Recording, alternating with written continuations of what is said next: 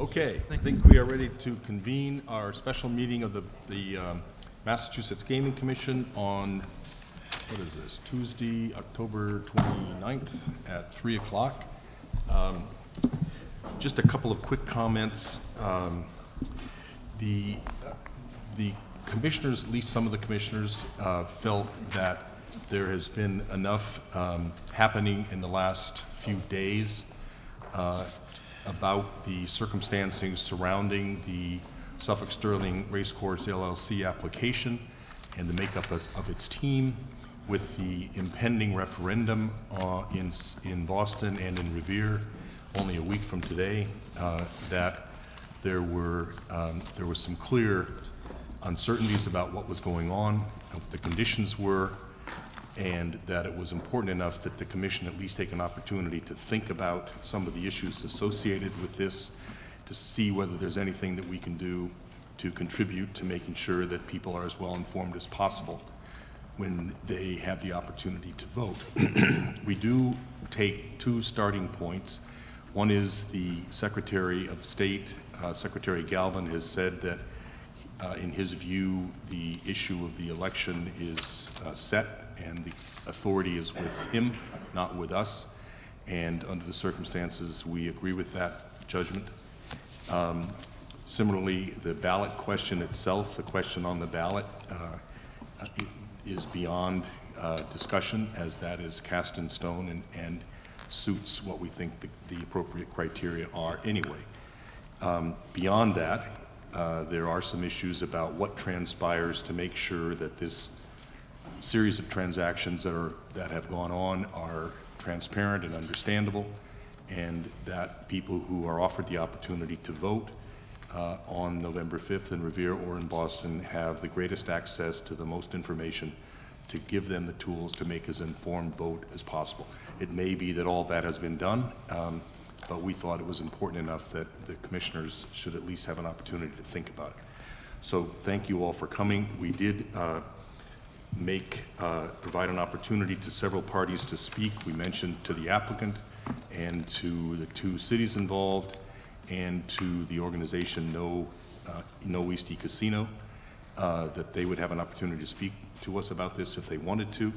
And we will start with either John Stefanini or Chip Tuttle from the applicant, Suffolk Sterling Racecourse.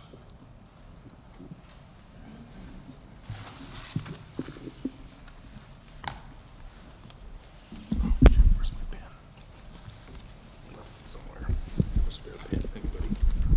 Thank you, Mr. Chairman, members of the Commission and Commission staff. Good afternoon. I'm Chip Tuttle from Sterling Suffolk Racecourse, also known as Suffolk Downs.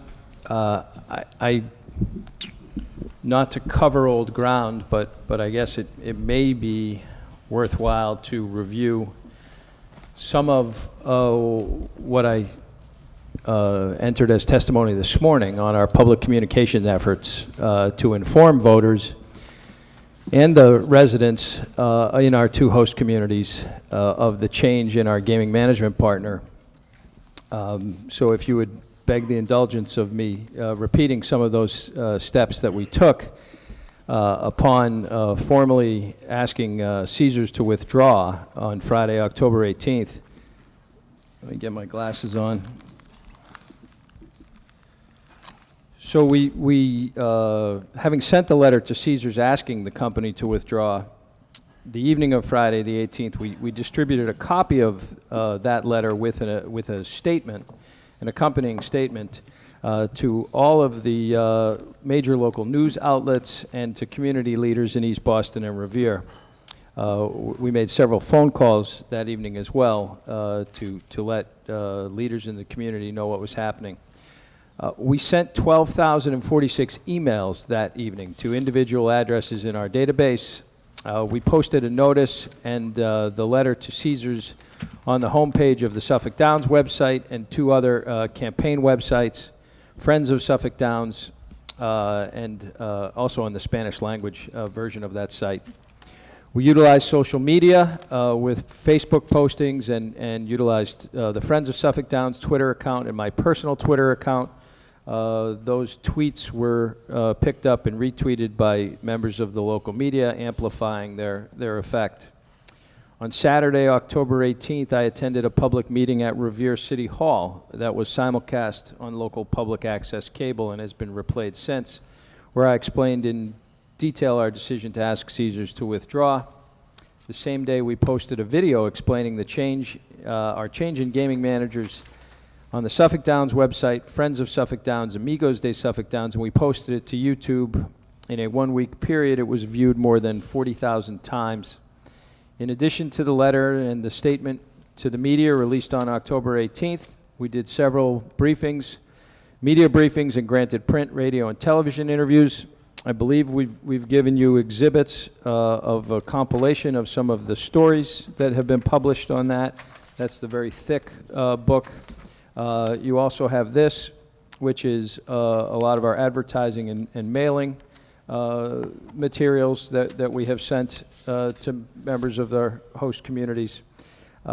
This has been picked up by all the local news affiliates and with extensive coverage in the Globe, the Herald, the Wall Street Journal, and also in our local papers, the Revere Journal Transcript and the East Boston Times. We set up a specific briefing for the editors and reporters of those papers on Monday, October 21st, so that the weeklies would have the best, most up-to-date information for voters in the community as well. I do several neighborhood meetings and public meetings as part of our outreach efforts. On Monday the 21st, we had two. We had a meeting at Suffolk Downs, and we also had, I was a guest at the Orient Heights Neighborhood Association monthly meeting, where I covered in detail our decision to ask Caesars to withdraw and the chronology behind that decision. I attended 3 other public forums last week where the issue was discussed in depth as well. We started local television advertising on Tuesday, October 22nd, on both the cable systems that cover East Boston and Revere. We supplemented the cable buy with Spanish language spot on Univision and Unimas Hispanic TV, and with local network spots in Fox's pregame coverage of the World Series. On Wednesday the 23rd and Thursday the 24th, we ran print ads in the East Boston Times, Revere Journal, Revere Advocate, El Planeta, and El Mundo newspapers. I believe copies of those are in the materials we have submitted to you. Those same 2 days, we leafleted 6,242 households in East Boston and 10,896 households in Revere. We mailed 19,497 postcards to residents of both communities. We released to the media this past weekend our plan and principles as we work towards securing a new gaming partner.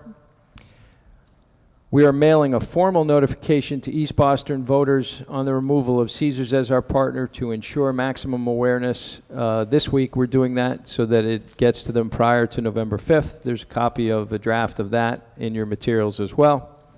So in short, since October 18th, we have worked tirelessly and around the clock to communicate the change to local residents.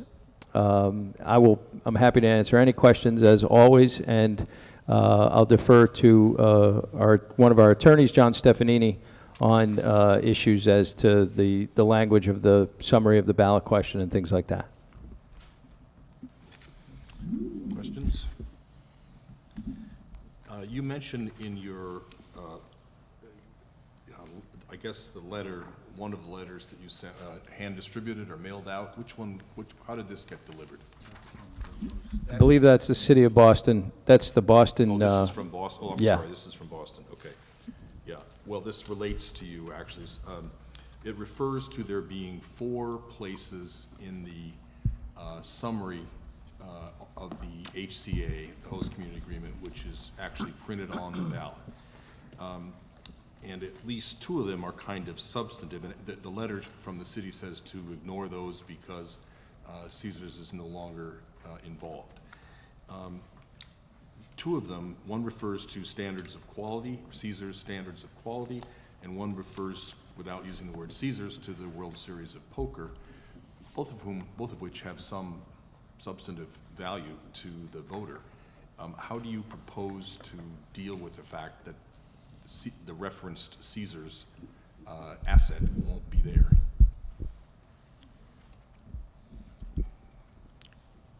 We have been communicating as strongly as possible that all of the commitments in the host community agreement are ours. The host community agreements with Revere and Boston actually contemplated that at some point we may not have the same gaming management partner, though clearly we didn't think that might happen as soon as it did. Those commitments remain in effect. That's our point of view, is those commitments remain in effect, and we are obligated to honor those. If we're not able to honor those with the exact same brand, we have to have standards that are the same or higher. That's our commitment. That's what we've been communicating to voters and to residents. And I would just add to that, Mr. Chairman, the second reference you mentioned relative to the quality of the development, that remains a commitment that is in full force and effect and that we will honor. It is not Caesars specific, it is the standard set by them. Is there, in the letter that was a Suffolk Downs letter, which you gave us as the piece which I guess was leafleted, is this letter the one that was leafleted?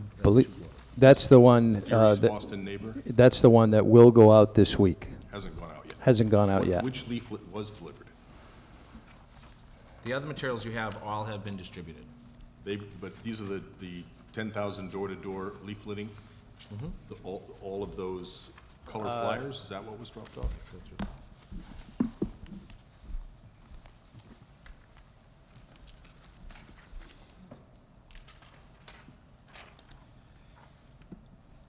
The leaflet was, I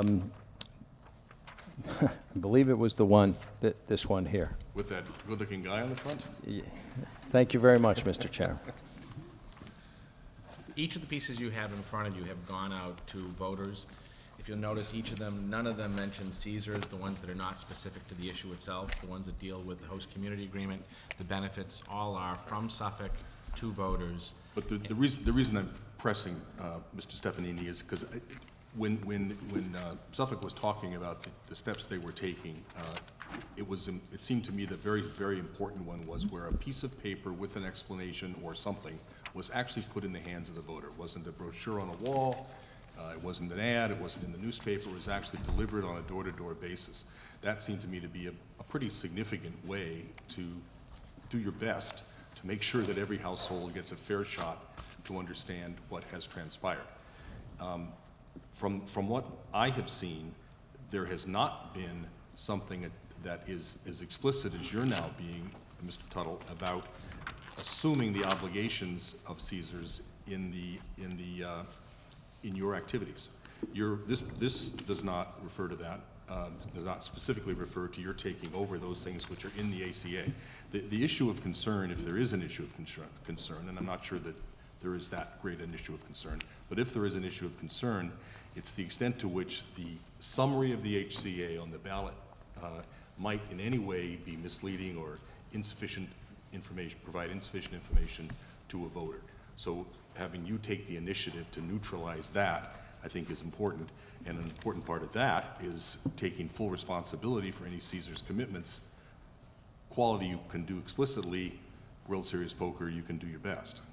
But I haven't seen that happen yet. So in each of the ads you'll see, we make clear that all of the responsibilities, obligations of the HC are ours. So the letter you're looking at, as you may know, we have decided to sever our relationship with Caesars Entertainment and change our gaming operator as we work to earn a gaming license. What hasn't changed? Our plans to develop a world-class resort destination, our commitment to creating 4,000 good jobs with hiring preferences for local residents, our agreements with Boston and Revere to invest millions of dollars for roads, parks, schools, public safety, and community programs, and it goes on to talk about that. Each of these documents speaks to the fact that the commitments are ours, they are from us, and so the communication from the community has always been from Suffolk. In terms of the HCA, the 4 references you're referring to in this 4-page document, the document itself refers to the obligations being those of Suffolk. The 4 that are mentioned are the operator, the total rewards, the World Series of Poker, and the standard of Caesars Palace, Las Vegas. The last one is a standard. The rewards program is actually in the HCA as the operator, which is subject to change within the agreement. So it's the designation of the operator, and it is the World Series of Poker. And notwithstanding John's explanation, Mr. Chairman, we certainly are open to being more explicit in our communications this week, and doing anything we can that would alleviate any potential confusion. Just take this for what it's worth. I mean, it does seem to me that it's a legitimate concern. Caesars has been a big part of the presentation. I understand it's been Suffolk. Technically it's Suffolk, but Caesars has been a big part of it for perfectly understandable reason, appropriate reasons. But that might now leave some confusion in people's mind, and to be as explicit and direct and foursquare as you can about what was a Caesar's promise and what you intend to do about it would seem to me to be worth considering. Thank you. The live stream is down. If you give us 5 minutes. Yeah. All of this. Okay. Our live web stream is down. Given how much we've invested in making this an important part of our transparency, rather than go ahead on an important topic like this, let's take a quick break, and hopefully our crack technology team can get it up and running. I'm glad to see the president is not alone, Mr. Chairman. I'm sorry to see that he isn't. We will reconvene Let's just as stay quickly away as from possible. that, shall we? Yeah. Good to go? Okay. We are back in operation. I believe somebody was talking. Who was talking? I think we were done. I was kicking John under the table to stop. Any other questions for the applicant, Mr. Stefanini or Mr. Tuttle? Okay, thank you. Thank you. Thank you. Ms. Della Russo and Brian Falk from the City of Boston, either or both? No. No. Mr. Fogg is from the city of Revere. Yeah.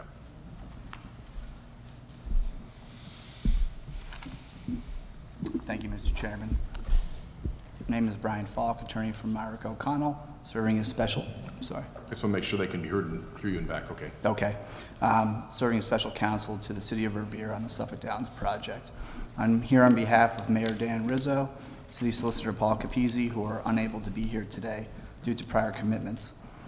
As you know, Revere is a host community and is holding a referendum on the Suffolk Downs project at its regular city election on November 5th. Revere has complied with all requirements of the Gaming Act and the Gaming Commission, as set forth in a letter from Attorney Capizzi, which I've submitted to the Commission. I wanted to express to you Revere's position that the Caesars departure does not affect the ballot being used at the November 5th election and has no material effect on the Revere Host Community Agreement. As you may know, Caesars is not a party to the Revere Host Community Agreement, did not sign our Host Community Agreement, and has no independent legal obligations under our Host Community Agreement. The Revere Host Community Agreement is between Sterling Suffolk Racecourse LLC and the City of Revere only. As a result, the summary of the Host Community Agreement that was published and appears on the November 5th ballot makes no mention of Caesars. Our ballot is in the same position now as it was before Caesars' departure. Revere is confident that the voting public will face no confusion at the polls, based on the city's outreach, substantial media coverage, and Suffolk Downs' extensive informational campaign, which was described in detail by Chip Tuttle this afternoon and during this morning's adjudicatory hearing. With that, I'm happy to answer any questions that the Commission may have. Is the city itself doing anything to address the fact that there's been a significant change? We held, as luck would have it, we had an informational session on the host community agreement scheduled for October 19th, the day after the Caesars news broke. During that 2-hour meeting, probably half of it was devoted to discussing the topic of the day, Caesars' departure, where he again made it clear to the residents in attendance and those watching on cable that Caesars wasn't a party to our agreement and doesn't appear on the summary. It only appears in tangential fashion in a few places in our host community agreement. No, I know that. It doesn't, but we started this meeting with the thought that people reading the papers and watching television might be understandably confused as to as to the parameters of the deal now that Caesars is withdrawn.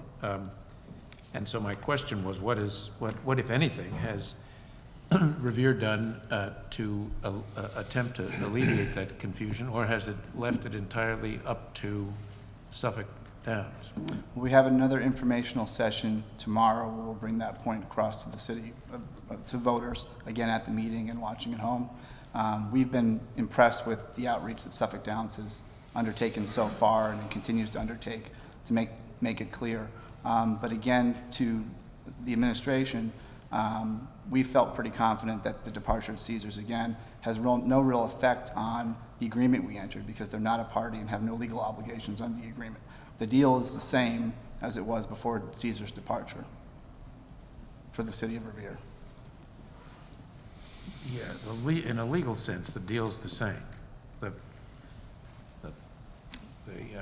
value of the deal may be affect to citizens, to others.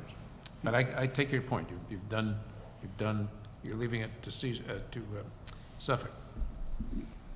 And there's a material difference that I hadn't really focused on until just now, which is that the summary of the host community agreement, which appears on the ballot in Revere, mentions Caesars not at all. It's mentioned 4 times in the summary on the ballot for Boston, which we talked about earlier. And in my view, the content of the summary is a significant variable here. And the fact that it doesn't appear in yours is non-trivial in terms of, the potential for confusion and so forth. So but I do also think what's sort of implicit in Judge McHugh's comments that probably would behoove the city to assume an affirmative obligation to do everything you can to try to explain to people what's going on as widely as you can. So everybody has nobody knows better than I, who live and breathe this stuff, and my friends don't have any idea what's going on. When they ask questions, it's clear that people's knowledge is this deep. And so anything you can do to help people understand what is happening, what is not, seem to me to be time well spent. It's a point well taken. I'll bring that back to the mayor. Absolutely. Okay. Anybody else? Thank you. Thanks. Ms. Della Russo?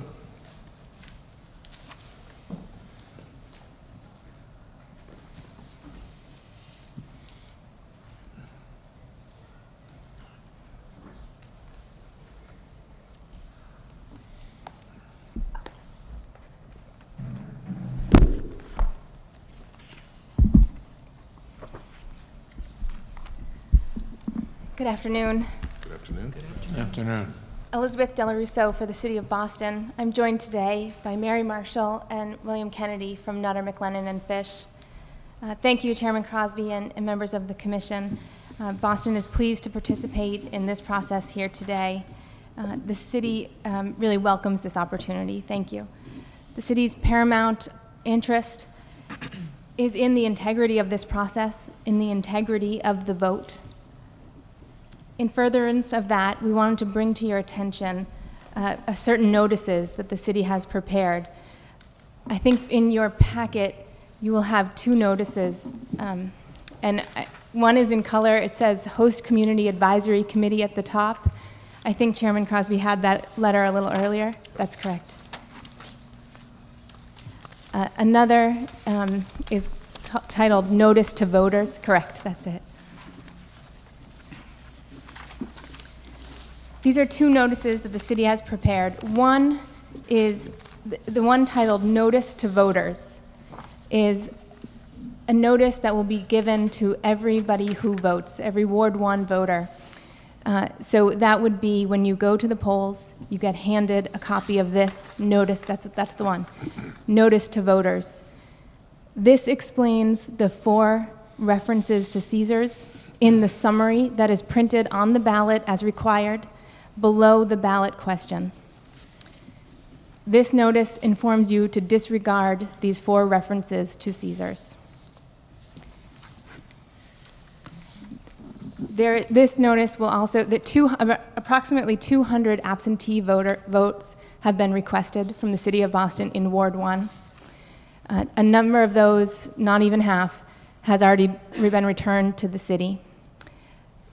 Any other absentee voters that are trying to vote will be handed this notice as well.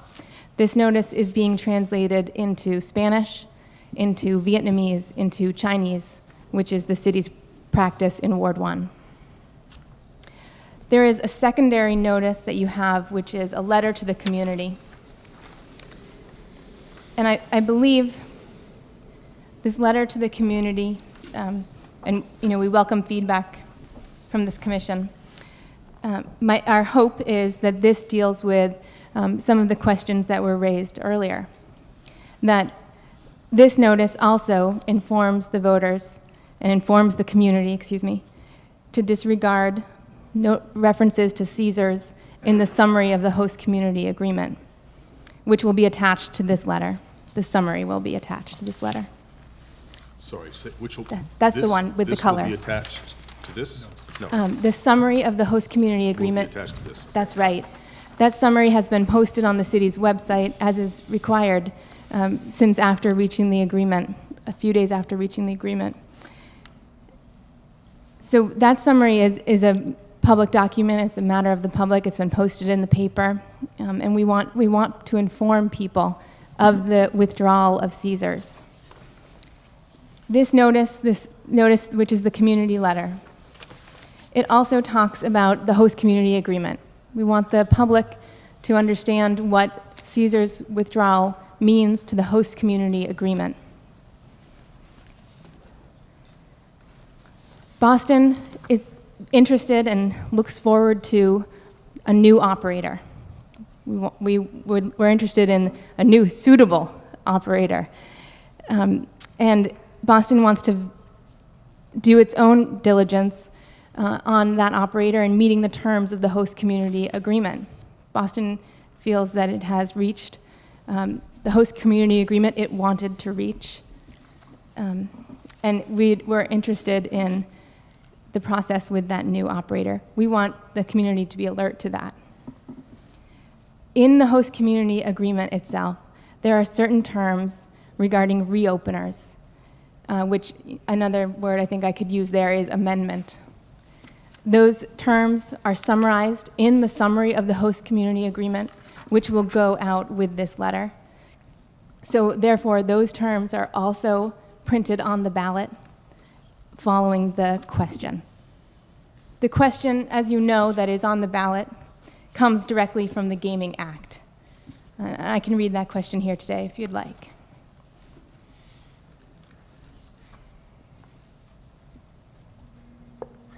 So we welcome any questions, either on these forms of notice or any other questions you may have.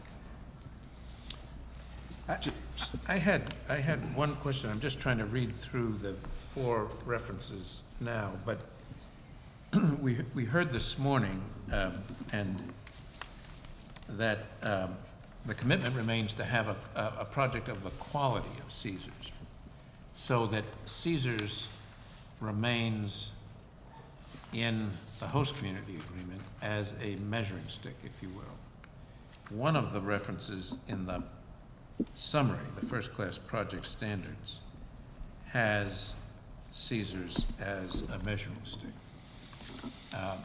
And I haven't read the other 3, but I haven't been able to find quickly the other 3. Maybe it's cutting it too fine, but do you really want people to disregard the Caesars as a measuring stick aspect of the host community agreement or the summary? Go ahead. Well, it may not be achievable. It's a standard of Caesars that we used in this, Caesars Las Vegas. We would like to retain that standard, but sitting here today, a successor operator may or may not accept that. I don't think today we can say with certainty that will be something that another operator may be able to, or will be able to accept. But if that's the case, then the host community, then the commitments undertaken by the applicant in the host community agreement, i.e. a facility of the quality of Caesars, may not be achievable, is what you're saying. I couldn't say with certainty that it would be. I think there could be a potential, and that's why in our letter, it says there are some terms or change of terms that could trigger even a revote. If, according to the reopener standards, according to the reopener provisions that are in the agreement. Commissioner McHugh, it is intended, though, to set a bar, much like first Class A office space in the greater Boston area. Right. That was the intention. And my colleague, Mr. Kennedy, is correct. We anticipate, consistent with what Sterling Suffolk has filed with the commission in terms of its plan to find a new operator, that it will meet the requirements of a heavily negotiated host community agreement. Right. I think none of us want to repeat the last 6 months. Right. So I'm just putting myself in the position of I can't put myself in the position of a voter, but I'm thinking about a voter who looks at this and says, okay, Caesars is gone as a participant, but you're also telling me Caesars is gone as a measuring stick. And that's a little bit different deal. I think this is an excellent point. For the first-class standards, and I can read that line of it, was a very important standard. Right. And our hope is that that remains. We need to know the new operator, that's clear. What Boston wants in these notifications is to assist the voter. Right. We're trying to add clarity. It seemed to us that if we were to say, disregard Caesars, that may be a clearer point than disregard 3 references to Caesars, leave in the standard. That may just lead to more confusion. It's not perfect. I would like to see that same standard, not a lesser standard, certainly. And so I think that's why you have a notification to voter, which is saying disregard. No, I understand that, and that's why I say it may be cutting things too fine, but an affirmative statement that the commitment to first-class standards or the commitment to Caesar standards remains in the agreement, notwithstanding Caesar's withdrawal. I just throw that out for your consideration. thank you. And the definition does include, it has to be up to the BRAs and the city's standards for excellence, and sort of, I see the Caesar standard as sort of being the base or the bottom of that standard, not the top. Thank you. All right. Anybody else? How is this distributed? A number of ways. So the community letter, Boston has a number of online resources. Many people in the community have signed on to the Host Community Advisory Committee notification system, so distribution list. So electronically, this can go out today with a potential clarification on the first-class standards. And also, it can be distributed through all the many online tools, which people who are good at Twitter and such, not me, know more about. We have a large distribution list. We also have a very large separate East Boston distribution list. But we also can have this go to, and our anticipation is we would have this go to every registered voter with the attached summary to it. By mail or by hand? Potentially both. So are you doing that, did you say, or you might do that? Yes, we wanted to present it here today Okay. for things like Judge McHugh's comments, Commissioner McHugh's comments. Okay. Well, I think that would be a good idea if you can do that. I think, more is better here in Right. this situation. Anybody else? Okay, good. I think those are good steps, and I think handing somebody to each person who votes that is clean, simple, and short to the point is helpful. Right. So I think that's a good idea. Great. Thank you. Thank you. And Mr. Cameron, Counsel for Noeasti Casino, and I didn't have anybody else signed up, but, okay.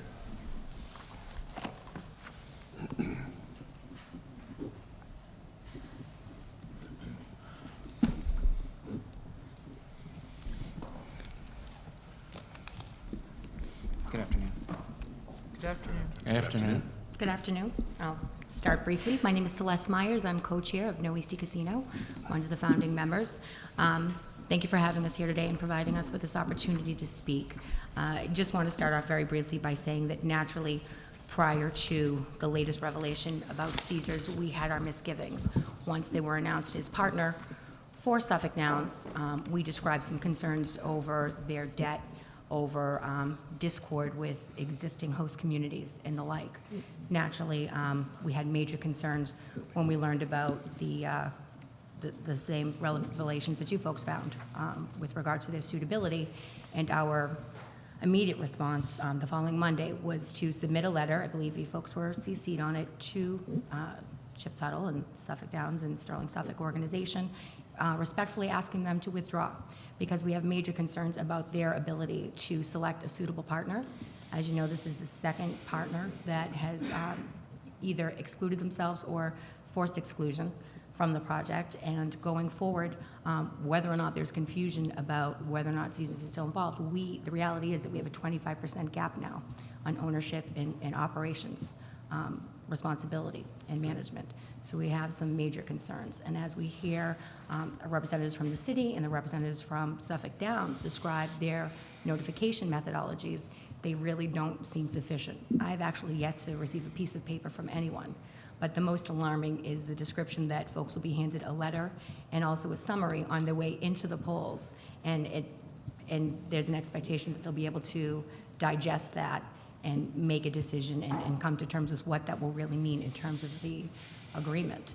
It is very true that throughout all of Suffolk Downs' advertisements, throughout every outreach endeavor, that they aspire to a partnership not unlike ones that existed with the Caesars plan and strategy. With going through the BRA filing over the last couple of weeks in preparation for their recent meeting, there's over 2,000 pages, and having just tabbed through the first 100 pages, Caesars is referenced over 30 times. That's not including headers and footers. And so one would assume that removing Caesars from the equation will negate the whole nature of the plan and the strategy, the promises, and naturally the agreement. So we have some huge concerns about whether or not it's as simple as a brand change as Mr. Tuttle would have us think. You know, he said it's the same thing as switching the Hyatt from the Marriott. Well, that also leaves room to his assumption that the Four Seasons operates the same way as the Best Western. That's simply just not the case. So we have huge concerns, and I just want to reiterate here that we don't think that they're capable of following through on their agreement. We certainly don't think they're capable of notifying folks in an adequate way so that they can make an adequate decision. And just to reiterate that we would respectfully request that they withdraw their application. And on that note, I'm going to hand it over to Matt Cameron. Just very briefly, thank you. And again, thank you for this opportunity. This is a vital public importance today. And as you know, we're a registered ballot question committee, the only organized opposition to this casino at Suffolk Downs. Commissioners, the church has been booked. Suffolk Downs put a deposit down on the caterers, and the band has been hired. They sent out save the dates to everyone they know for November 5th. The date of their choosing. Again, the city and Suffolk Downs did choose that date. And they've spent the past 2 years bragging to us about the bride that they found. On October 18th, that engagement was broken. And Suffolk Downs informed us immediately that they'd be seeking to find a new bride within 2 weeks. If that happened in my family, we'd call it a fiasco. Call it what? A fiasco, a disaster. Other words, maybe. But we're here today to consider what we can do to move forward from this fiasco. I understand that this date is fixed. In April 2013, this commission passed emergency regulations, which are now promulgated, which permitted any jurisdiction to go forward in the absence of the legislature's required suitability investigation. We heard the results of that investigation this morning, and we are very impressed by the IEB's work, by its incredibly detailed report, by the thoroughness that is evidenced just all the way through. And we really completely support their findings. But our position at the time was that there was just too much uncertainty built into the entire suitability process before it was complete for us to be comfortable to go forward with a vote until the IEB was done. We filed a formal objection with the City Council. We put them on notice at least 3 times that they were about to schedule the election in violation of in violation of the Gaming Commission's regulations, the regulations I just mentioned. And then another objection when this commission had to pass a variance to get around that after they had made that mistake. Furthermore, the issues surrounding Caesars were well known. At a minimum, they were easily knowable for anyone who cared to look. This morning's hearing for me, and I was there, easily underscored their complete dereliction of duty and their requirements of due diligence and to know with whom they were partnered. I know this isn't a suitability hearing. I know that we've already had that this morning, but I would just emphasize again that our first preliminary position is that Suffolk Downs is unsuitable. Given their history with Caesars and given everything that's gone on, they're unsuitable by statute because they have no experience whatsoever running a gaming facility. They have to have that experience by statute, and they have to identify a partner who has that experience before they can become a suitable applicant. So on their face, at this point, our position is that their application is incomplete and must be denied. But I understand that this is on to discuss the vote, and I'll try to keep it to that. Mr. Chairman, just a few hours ago, Mr. Baker essentially asked this commission to trust Suffolk Downs, that they would find a new partner, that they would do all of their due diligence, and they'd get everything done before this December 31st deadline, which, by the way, we insist remain, in fairness to the other applicants and in fairness to this process, that this December 31st deadline should be firm. We respectfully suggest that that trust has been given years to build. We've not had that trust. We've not seen it. Everything that we learned this morning about the way in which Suffolk Downs turned over all of its compliance over to its partner and trusted them to get it done, rather than running simple background searches on some of the issues that we now know are so apparent in this application. Mr. Crosby, you asked a very insightful question this morning to Mr. Tuttle. You asked him, what should we expect is in the mind of the average East Boston voter? What do they actually know about this process? I've brought in a flyer I received at my house, and I think you probably have a copy of it in the record. I believe it is right there. I see it on the table. As was pointed out, there is a very nice picture of Mr. Tuttle on the flyer, and I would suggest to this commission that that is the only piece of information on this flyer that we can rely upon, that this is a picture of Chip Tuttle.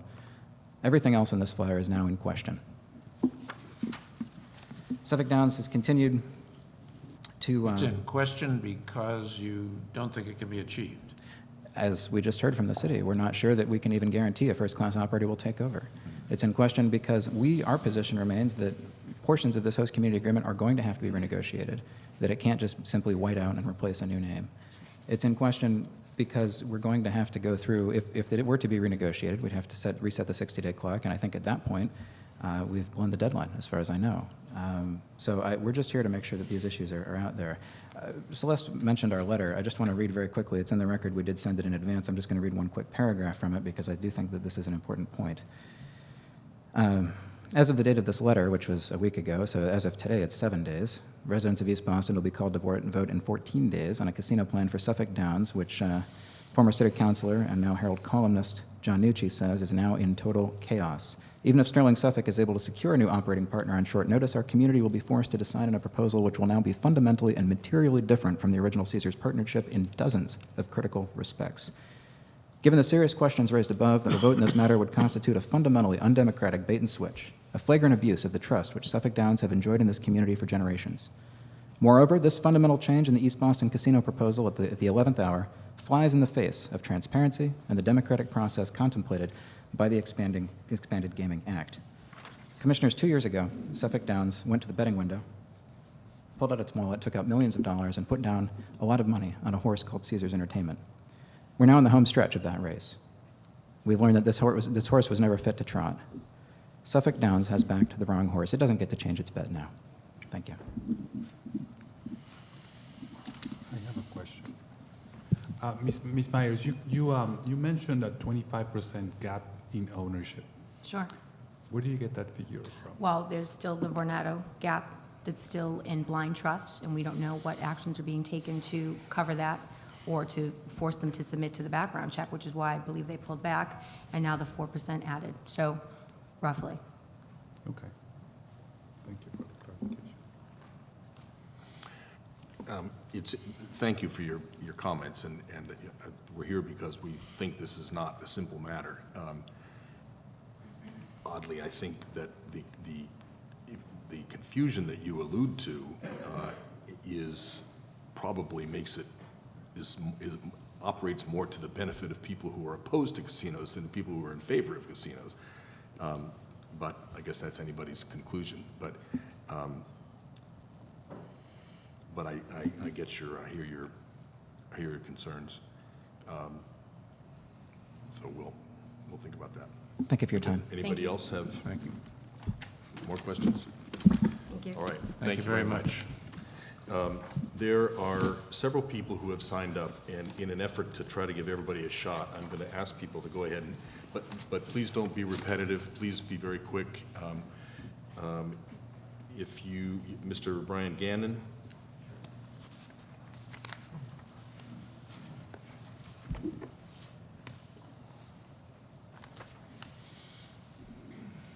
Hello, thanks for Hello. having me. Sure. So as a resident of East Boston, also a founding member of No East Tea Casino, I'm also a city council candidate as a result of this issue. I have several concerns I'd like to ask about Suffolk Downs Caesars, and especially about the vote on the 5th. I think, as No East Tea Casino had stated, I also agree that they should withdraw their application for the casino. And I'd like to address a few issues why. First of all, you had discussed the mailers that were sent out to the community. I'd like the commission to review the list that it was sent to, because I know, as Celeste had mentioned, I was not on that list either. These were more of a marketing nature, so it was targeted towards the yes votes or the undecideds that have been culled from their voter database. So I don't think it was something that's in receipt of all the residents of East Boston. And I'd also like to know that was actually sent out in both English and Spanish, and any of the other languages that are spoken in the neighborhood. And I don't believe it has. Secondly, as we learned this morning, Caesars is not going to be fully divested, or we're not going to know how that's going to be fully divested by the time we go to vote. So essentially, we're going to be voting with both Vornado and Caesars Entertainment as partners on the 5th. So we have two failed partnerships that are arrangements that Suffolk Downs has entered into. And I think, as you alluded to earlier this morning, what we're essentially doing is we're voting on the ability for Suffolk Downs to choose a good partner for Boston and a good partner for themselves, and they've clearly shown the inability to do so. We also learned this morning the fact that they had chosen this partner, and they retained this partner even with knowing of the civil suit from Mr. is it Watanabe? Watanabe, in the case where he was given 14 million in markers, was clearly intoxicated on cocaine, marijuana, and alcohol, and this is the type of partner that seems and appears to be still suitable for Suffolk Downs, since they continued this partnership after acknowledging that they knew of this incident. So I ask that the standard, I ask that if we're going to be voting on their ability to choose a partner, the standard that they've set clearly is pretty low. And I think for a world-class city such as Boston, I think we should seek a higher level of partnership. And because in turn, if we become partners with them, their partners will become our partners. So I ask that they withdraw their agreement. And I'd even say that the agreement that was signed by the city would be in question as well, based on these partnerships. Thank you. Questions, anybody? No. Thank you, Mr. Kennedy. Thank you. Angie Preston?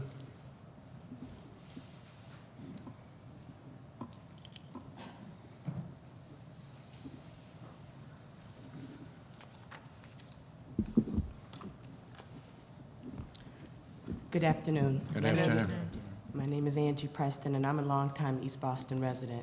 It's hard not to repeat what others have said, but, excuse me, but Suffolk Downs has not met any requirement, has not met the, I'm sorry. Suffolk Downs has not satisfied the issues of suitability or sustainability in my eyes, as well as others' eyes, based on the fact that I also did not receive the mailer. I don't know what it looks like. I think that that is something that is going to be confusing regardless of what type of Band-Aid they try and put on the issue. I also feel that they have consistently used poor judgment in their choice of partners as well as business practices. I cannot imagine that they left it to a handshake or to someone's word rather than doing some research and finding out what the implications were of the partners that they were that they were trying to partner with, specifically Renato and Caesars.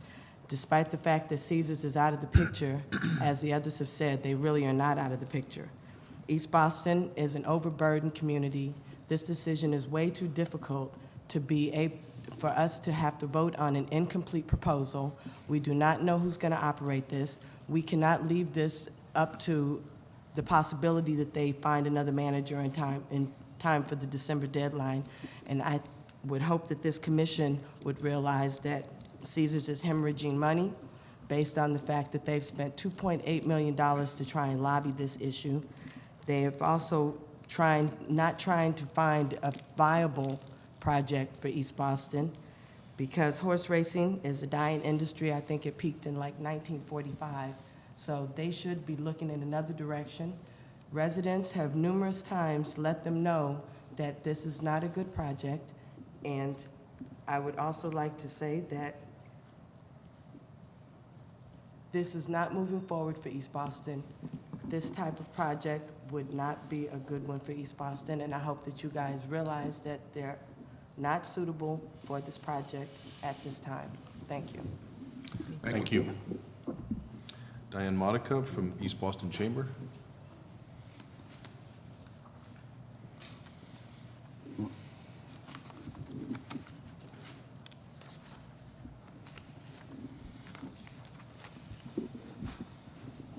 Good afternoon. Good afternoon. Again, Diane Modiger. I'm president of the East Boston Chamber of Commerce, and born and brought up and still living in East Boston. So this issue is very near and dear to my heart, not only as a resident, but as the president of an organization that represents close to 200 local businesses in East Boston. And we know that the passions are running high on both sides of the issue, but lest this commission get a sense that maybe this issue of what will be at Suffolk Downs has not been vetted. Let me just set the record straight and give you a little bit of history, very brief, but history of our involvement. I've been on this board for 7 years, and for the last, I'd say, 5 years, we have been involved with learning more about Suffolk Downs, and also making certain that our local businesses not only survive but thrive. And to that end, we have worked closely with Suffolk Downs, and I personally and members of my board have attended about 60 meetings over the last couple of years. Meetings that have been sponsored by Suffolk Downs, sponsored by the city, and meetings of our own where we've invited our membership to come and learn more about the elements of this local business proposal that we've made to the city of Boston. And last year, we actually created and produced the prosperity agenda, because that is our main focus, is to make certain that prosperity is delivered through this project. And we published it, released it. I had some speaking engagements in the community. All our members received it. And what we said was, if there's going to be a casino at Suffolk Downs, we want to make sure that our local business community is taken care of and protected and promoted. So to that end, we met with Suffolk Downs as well as with the host advisory committee, probably close to 15 times with the city, stressing with them the kinds of programs that we would like to see as part of the community benefits agreement. And to their credit, and hopefully to ours as well, they did incorporate a number of those elements in the community benefits agreement. And when you look at the ballot question, you will see that, in fact, the business improvement program is very much reflective of what we discussed with them. And when you look at that ballot question, really, all of the elements that are important to our community are there. The transportation improvements, the jobs, the local business connections, the sustainability of the project, the design of the project. Those things aren't changing. The developer is still responsible for delivering on them. This commission, to their credit, had responsibility to really scrutinize the applicants and obviously did your job. And we know you have the toughest standards in the nation. I mean, it's been said more than once. So that to really pass the vetting with you would require quite a bit on the part of any partner to a developer that is an applicant before this commission. But that being said, you did your job, and I think you'll do it again. And the fact is that we're not dealing with a stranger here. Suffolk Downs has been in the community for 78 years. Over 600 people work at that facility from Revere and East Boston and other communities, but primarily from those communities that are host to the proposed project. And so we feel very strongly about preserving those jobs. And we also feel strongly that they're a known entity. It's not like there's someone coming in from the outside that we really don't know much about, that hasn't established a reputation with the community, that hasn't provided philanthropic efforts with the community. So we know who they are. They've come this far. This is very important to the Commonwealth. It's not just a local issue, it's a state issue, and it's a regional issue. And being able to get the best projects that you can to review, I think, is very, very important, and it's consistent with the mission of this legislation. So we would suggest that withdrawal at this point would be crazy. I mean, why throw the baby out with the bathwater, since metaphors are being used pretty liberally here today? We urge you to to continue forward with your efforts. And we do know that as far as our membership is concerned, we continue to inform them through our Facebook page, through letters, and through one-on-one interactions with them, so that they're well aware of the changes in the operator and the fact that we are still moving forward. And we hope that that the ballot question will proceed forward. Thank you very much. Thank you. Thank you. Any questions? No? Thank Okay, you. thank you. Maureen White.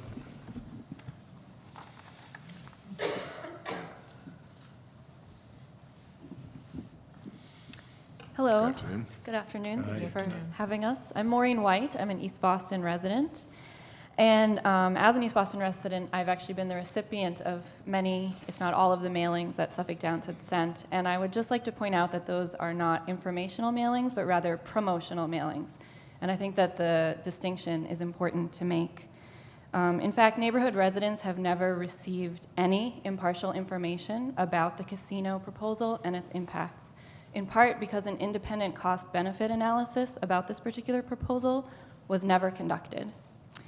I think that if the city of Boston really wanted to be diligent about assisting and informing voters regarding this ballot question, they would adopt the practice that all other state ballot questions in Massachusetts undertake, which is to send information weeks in advance to registered voters explaining the question and including arguments from different sides of the issue about what the pros and cons of the proposal are.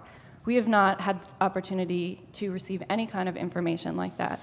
And you heard the litany of media buys and mailings and other kinds of PR attempts made by Suffolk Downs. They did not include on that list the push polls that have been done. I know that they're being done because I've received 4 calls a few months ago that was clearly leading questions, touting the benefits of this proposal. And I would just point out that push polling is a tactic that is largely looked down upon and criticized in political circles. And these are the kinds of tactics that they are resorting to. The fact that they have done all of these media buys and sent all of these glossy mailers and been on the radio and television points to the fact that they have conducted a $5 million PR campaign trying to convince the voters of East Boston to swallow this deal. On the other side, trying to inform people about the negative impacts of this proposal is a band of residents, a grassroots group. As of 2 weeks ago, we'd spent $30,000 that we received in grassroots donations. So there's not a fair fight here in terms of talking to people, getting the word out about what this means and what the real impacts on my neighbors are going to be. Finally, I would just like to add 2 more things. One is that their materials and their website claim that they are going to be creating 4,000 full-time jobs.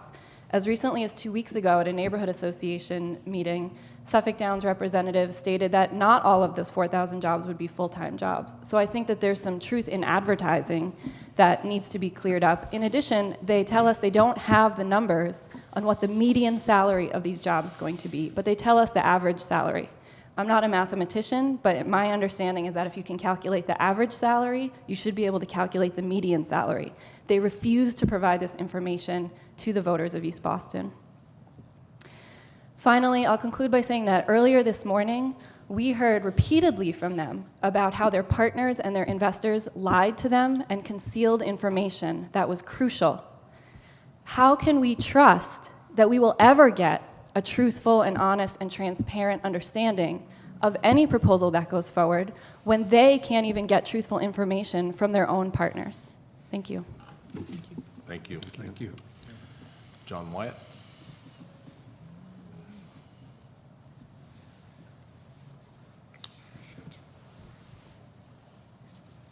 Good afternoon.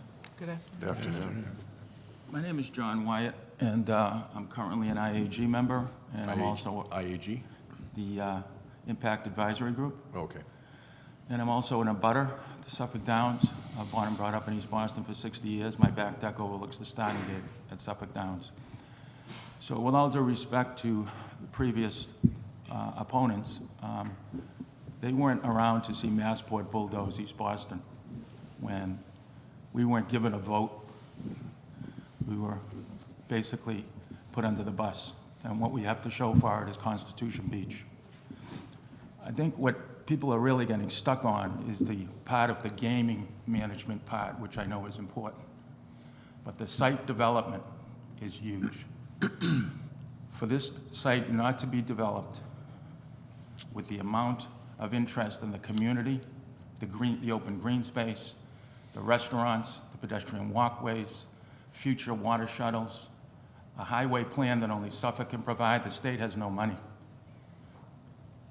If it was up to me, the highway plan alone is reason enough to vote for this site plan.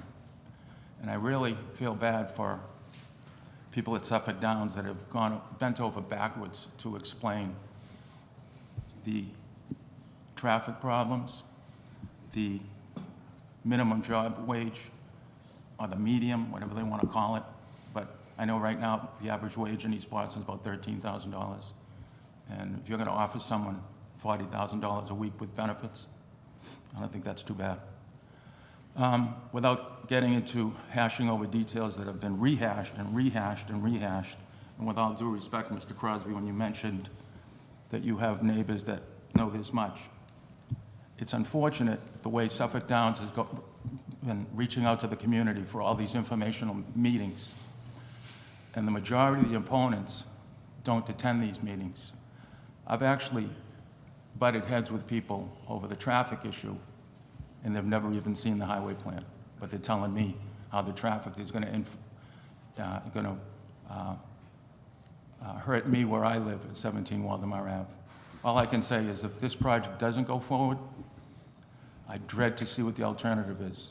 Right now, I look out a beautiful open racetrack. The proposed hotels are all within the FAA guidelines. There's only 2 of them. The liquor license has to abide by Massachusetts liquor. People can't go there for last call at 3 in the morning because they can't serve liquor after 2. Paul Evans, being the head of the security department, ran Homeland Security in London after 9/11.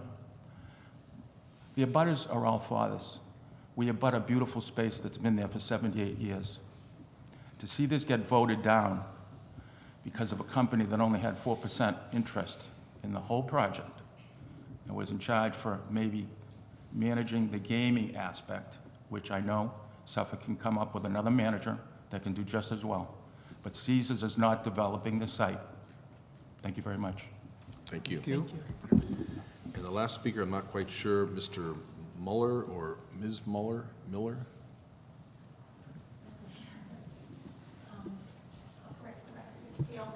Okay. Thank you for allowing us to make a few comments today. Sure. I'm a longtime East Boston resident. My comments will be very brief, which I'm sure you'll be happy about. As an opponent of the Suffolk Downs proposal, I would just like to make it clear that I am a resident, longtime voter, who has not gotten any of the notices of Suffolk Downs. So suffice it to say, I'm one voter that didn't get any notices. So if we want to talk about legality of them giving notice to residents, I'm off their list. And I would like to comment, and obviously this is probably obvious to you, but if the voters that have voted already by absentee ballot have not been notified by the city of the Little Caesars proviso, where does that leave them? And I would like to take issue with, I think, the languages that should have been, or the host community agreement should have been translated into many languages, and I'm not sure it has. I don't even think it's been translated into Spanish, although I believe the summary has, but I don't think that's proper notification to a community that's pretty much more than 50% immigrant. and second language population. So, and one other comment I think I'd like to make is the host community organization that is working on behalf of the city seems to have been pretty much a one-way street. We've all been giving them information, but there hasn't really been much of a dialogue with residents and voters in the neighborhood with that committee. So I think it needs to be said that maybe the legislation has been written that Suffolk Downs has been mandated to be the purveyor of information in the community, but that certainly is a one-sided presentation despite the hundreds of meetings they claim they've had. So I would just like to leave you with those few comments. Thank you. Thank you very much. Okay, any other thoughts, commissioners, or questions, or conclusions, or anything? Well, it seems to me that this is not an on-off switch. There's gonna, as you said at the beginning, there is gonna be a vote. There is a summary. We've discussed the kinds of notices that are going to be sent out. We've made our voices known on that. But it seems to me, only really the beginning. That depending on how the vote comes out, depending on how our suitability investigation comes out, there's more that the commission can do, both to ensure that,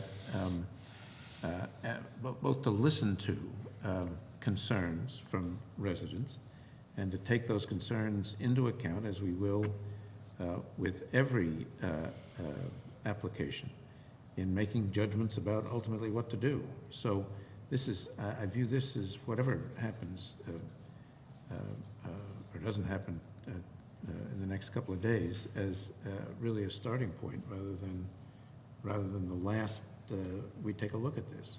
There are powerful emotions on both sides of this, and they're understandable. But we need to listen, and I know we will listen to both, and take both into account, and take the thoughtful comments we're hearing from both sides into account as we move forward and consider whatever emerges from this process. Yeah, just to be explicit about that, there is the suitability decision. There is, if there is the referendum, then there is our evaluation, and during which time we will take into consideration the community reaction or support and lack thereof, both host community and surrounding communities, the nature and quality of the relationship between the applicants and the communities around them are something that we pay attention to. How do those handle? There will be another public hearing during the evaluation process if the vote is successful. If it isn't successful, it's over. If it is successful, there'll be another public hearing where we will invite everybody to speak about the pending proposal, and then finally there'll be a host community hearing mandated by the legislature, so that any number of other alternatives where these issues can continue to be addressed. Other thoughts? I just had my own personal thoughts when it was, and these are just one person speaking, but it seemed to me that the best shot to try to give somebody a chance to understand what's going on is according to the legislature really, is the summary of the agreement. And what I wasn't wondering whether is somebody who tries hard to figure out what the issues are, reads that summary agreement, and can make a reasonably fair, informed decision. In the case of Revere, Caesars isn't even mentioned, and in the case of Boston, it's mentioned much less than I had understood and much less than I had anticipated, and for what it's worth, it doesn't seem to me that what's in there about Caesars is the kind of thing that's likely to tip a vote one way or the other. So in what is clearly an imperfect situation, I end up feeling like it's not so troublesome. I think we have made it clear that we think it's important that all potential voters, as well as all voters, get as full story as they can. And again, for what it's worth, it does seem to me that the fact that things are somewhat muddier than they were a while back probably is a problem for the applicant, and therefore it's all the more in their interest to make sure that the facts are as well known as possible. Anything else? Do we have a motion to adjourn? So moved. Second? All in favor? Aye. Ayes have it. Thank you very much, folks, for sticking with us.